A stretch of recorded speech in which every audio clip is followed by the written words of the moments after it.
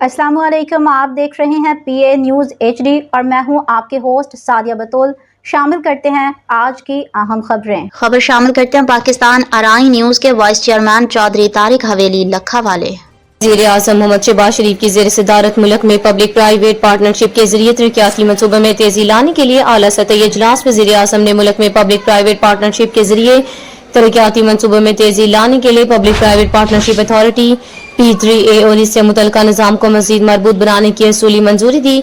P3A की कारकर्दगी को जदीद असरी तकाज़ों से हम मांग करने और पब्लिक प्राइवेट पार्टनरशिप के तहत तरक्याती मनसूबों में तेजी लाने के लिए ये अदारा निजकारी डिवीजन के तहत काम करेगा। अजलास में फैसला पब्लिक प्राइवेट पार्टनरशिप के जरिए तरक्याती मनसूबे शुरू करने के हवाले से मुतल्लिका वजारतों और महकमों की इस्ताद में बेहतरी लाई जाए।